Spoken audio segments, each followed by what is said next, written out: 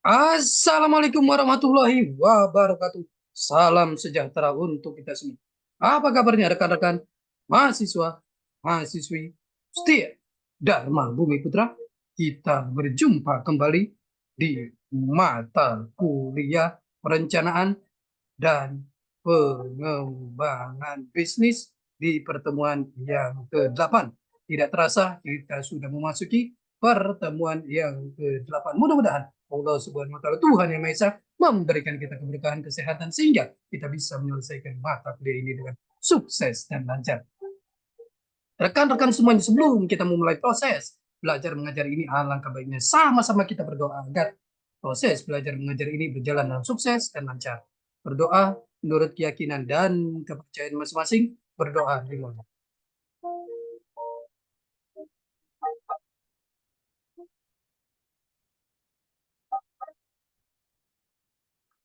Selesai. Rekan-rekan semuanya, di pertemuan yang ke-8 ini kita akan membahas materi yang sangat menarik sekali. Mohon izin saya share materinya. Pertemuan ke-8 ini kita akan membahas tentang perencanaan keorganisasian bisnis dan sumber daya manusia.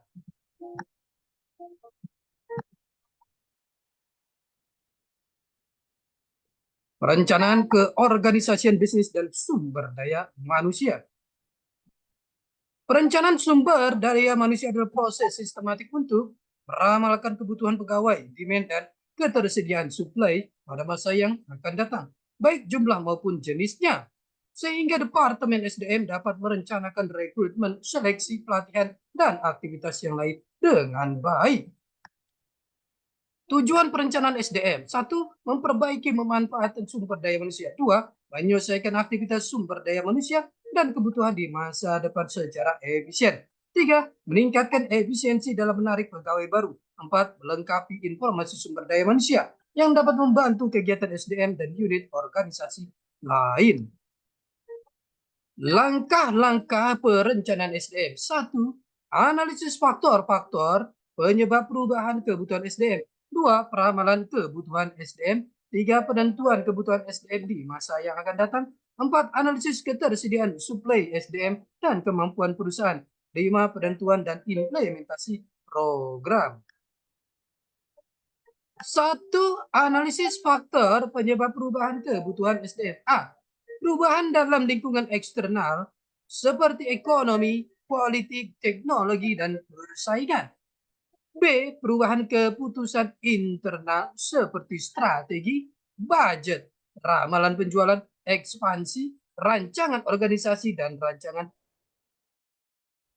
perubahan tenaga kerja organisasi seperti adanya pegawai yang pensiun, retirement, mengundurkan diri, resignation, PHK, termination, meninggal dunia, pegawai sakit, dan lain-lain.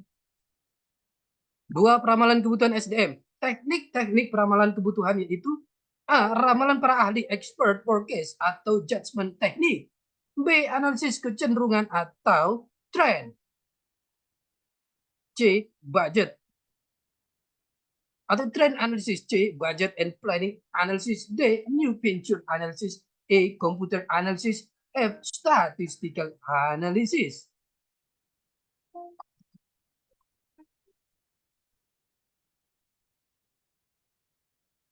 Ramalan para ahli, nominal GLP teknik NGT, yaitu menghadirkan 5-10 orang ahli dan ditanyakan penyebab perubahan kebutuhan pegawai di masa yang akan datang.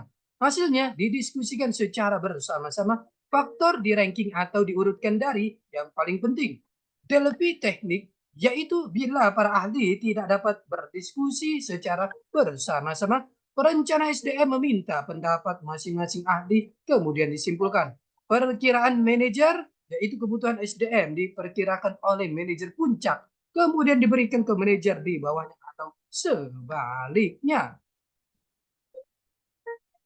Analisis kecenderungan. Analisis dilakukan berdasarkan kecenderungan kebutuhan pada masa lalu, yaitu ekstrapolasi, yaitu mengasumsikan bahwa tingkat perubahan masa lalu sama dengan yang akan datang.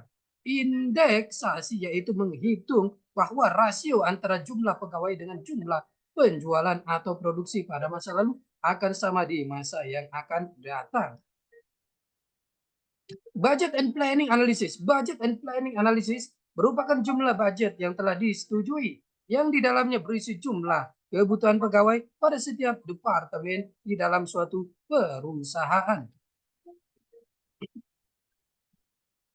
Komputer analisis, yaitu suatu program perhitungan yang dilakukan oleh komputer melalui rumus matematika, rasio-rasio atau indeksasi, dan ekstrapolasi secara bersama-sama. Penentuan kebutuhan. 3. Penentuan kebutuhan SDM di masa yang akan datang.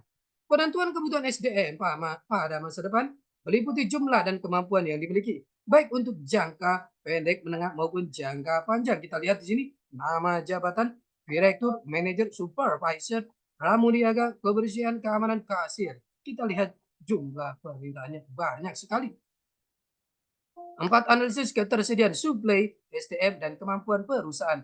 Memperkirakan ketersediaan sumber internal, yaitu proses pemeriksaan tenaga kerja yang ada, jumlah dan jenisnya. Teknik analisis yang digunakan yaitu replacement chart, yaitu gambaran singkat mengenai siapa menggantikan apabila suatu jabatan kosong. Ada tambahan catatan tentang informasi calon pekerja yang disebut replacement summary, yaitu daftar kemungkinan pengganti untuk setiap jabatan. Gambar 1, replacement chart, manager operational SID 58 tahun. Kita lihat di sini manajer bagian pakaian pria Handoko 58 tahun, manajer bagian wanita Rosmaida 52 tahun, manajer pakaian anak 54 tahun, supervisor Herman 40 tahun, supervisor Budian 42 tahun. Ini replacement chart. Gambar 2, replacement summary, pemegang jabatan Syahidi usia 58 tahun, 2 tahun lagi, alasan pensiun, pangkat gaji 3B, gaji 2 juta, masa kerja 15 tahun, calon 1 dan calon 2. Ini adalah replacement summary. Pembuatan replacement chart dan replacement summary. Membuat replacement chart dan replacement summary, perusahaan dapat melakukan human resource audit, yaitu sebuah proses mengumpulkan informasi dengan memakai formulir khusus untuk memeriksa keadaan SDM saat ini yang meliputi keterampilan, pengalaman pendidikan, dan data pribadi lain. Untuk non-manager disebut skill inventory, sedangkan untuk manager disebut management inventory. Gambar 3, formula skill inventory. 4. Analisis ketersediaan suplai SDM dan kemampuan perusahaan.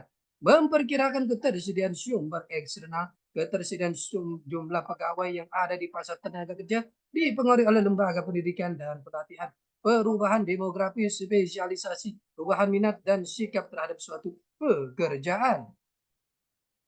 Penentuan dan implementasi program berdasarkan kebutuhan, demand, dan ketersediaan suplai dapat terjadi beberapa kemungkinan, yaitu tidak ada perbedaan antara kebutuhan dan ketersediaan pegawai atau suplai demand. Terjadi kelebihan suplai tenaga kerja, suplai lebih besar daripada demand. Terjadi kekurangan suplai tenaga kerja, suplai lebih kecil dari demand. Gambar 4, model perencanaan SDM, analisis faktor penyebab perubahan eksternal organisasi, perubahan tenaga kerja, ramalan kebutuhan, perkiraan, ahli analisis trend, budget, new adventure komputer, dan lain-lain. Penentuan kebutuhan, staffing table, analisis ketersediaan, replacement chart, succession planning, markup analysis, vacancy analysis. Mungkin S lebih kecil dari demand.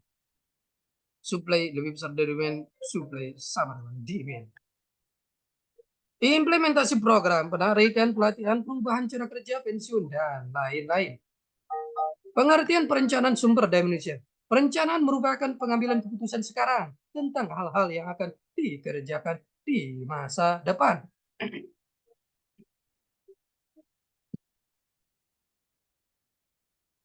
Menurut Sikula, yaitu didefinisikan sebagai proses menentukan kebutuhan tenaga kerja dan berarti mempertemukan kebutuhan tersebut agar pelaksanaannya berintegrasi dengan rencana organisasi. Menurut Josh Milkovic dan Paul C. Nystrom, yaitu proses peramalan, pengembangan, pengimplementasian, dan pengontrolan yang menjamin perusahaan mempunyai kesesuaian jumlah pegawai, penempatan pegawai secara benar, waktu yang tepat, yang sangat bermanfaat secara ekonomis. Hal-hal penting tentang perencanaan SDM yaitu isu SDM adalah hal yang penting dan mendasar dalam perusahaan secara luas. Perencanaan SDM sebagai proses pembuatan kebijakan baru, sistem dan program yang menjamin pengolahan SDM di bawah kondisi yang tidak pasti atau cepat berubah. Peran staf profesional mengalami perubahan dalam perencanaan SDM. Proses tersebut tetap dalam alur aktivitas manajemen yang berhubungan dengan perencanaan bisnis yang sedang berjalan. Ramalan kebutuhan SDM merupakan faktor yang sangat penting dalam rangka mengantisipasi perubahan staf dan keperluan perusahaan. Manajemen kinerja melibatkan perencanaan dan pelaksanaan program untuk memperbaiki produktivitas melalui aktivitas kerja, penilaian dan pengembangan kemampuan karyawan, perencanaan dan penilaian kerja, serta pelaksanaan kompensasi. Manajemen karir menyediakan suatu proses koordinasi untuk pengangkatan, seleksi, dan penempatan, promosi, dan pertukaran, latihan, dan pengembangan serta kegiatan lain yang mempengaruhi perencanaan dan pengembangan karir seseorang. Yang penting perhatian diberikan pada pengembangan karir manajer yang memiliki bakat dan kemampuan tinggi.